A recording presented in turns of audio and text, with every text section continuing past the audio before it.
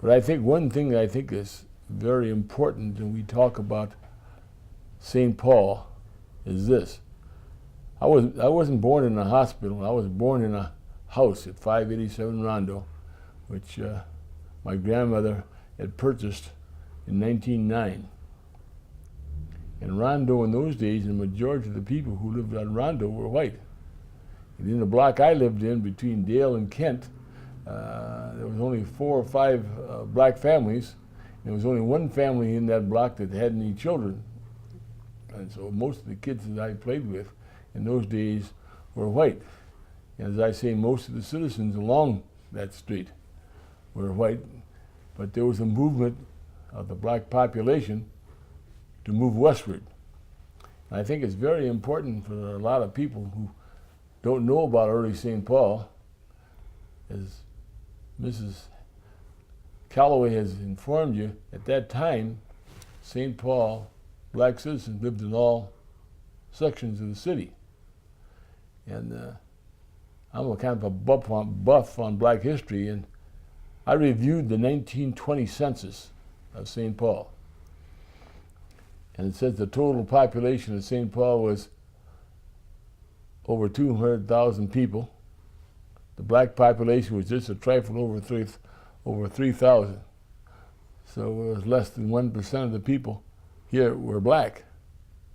And also it said that St. Paul at that time had a makeup of 16 wards.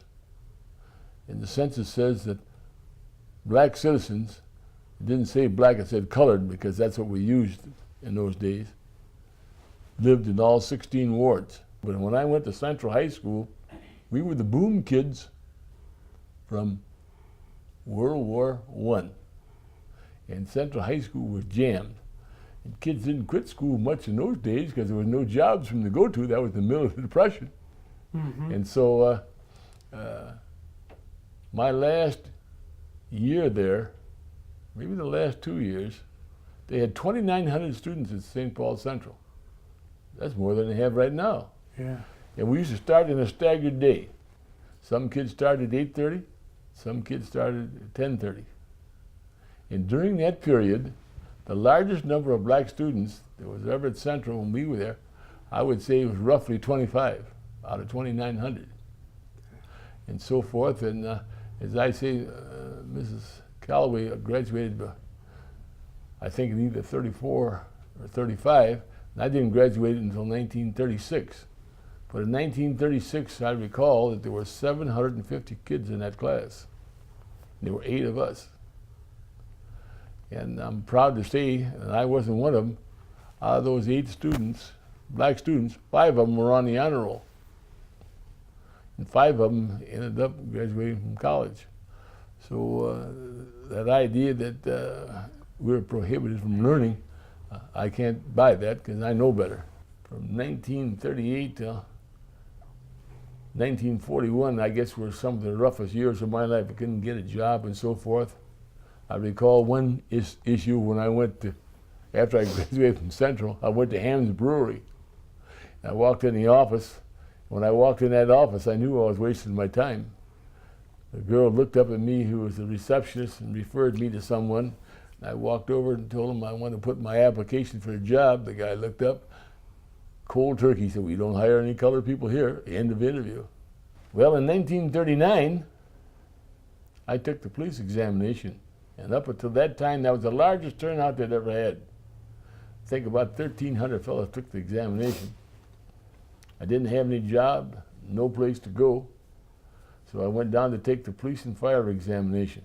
When I got down there, there were so many people. If I'd have had something to do or someplace to go, I would probably have gone home. But I didn't, what was I going to do? So I stood there and took both examinations along with a lot of other people.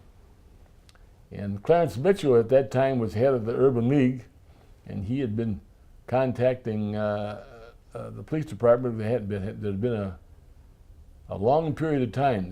They hadn't had a police appointment in years. Only one police appointment in about a period of about 15 years.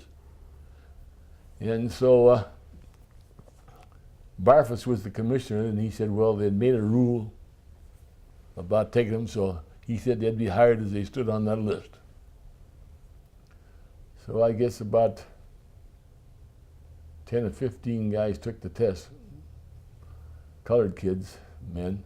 And what happened was that of only about 4 or 5 of them passed. The 5 fell on the list was Walter Goins, and he turned the job down to go in the post office. And a guy named Louis Williams was next, and he was hired. Then they came to me.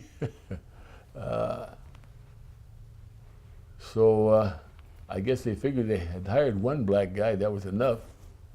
So they tried to discourage me. I had to take the medical examination 5 times. Mm-hmm. So they didn't hire anybody. The list was established on August the 8th, 1939. A year went by and nobody was hired. Mm. Then in 1941, they started hiring. They hired 25 guys. And they hired these 25 guys, then they hired 25 more in April. And then and I was called. I was out of town at the time and couldn't get back home in time. And then in August, they hired 17 more. And that put me at the top of that list. So I was sworn in as a part-time policeman, August the 6th, 1941. The list ran out August 8th. So that was a close number. Well, we went to school and took 240 hours of training, and then I finally got on the job. And there'd been a lot of black policemen beforehand. I thought the first black policeman had been maybe 40 years ahead of me, but later on, I did a little research, I found out that the first black police officer in St. Paul was appointed in 1881, a guy by the name of Lewis Thomas. So I was 60 years late.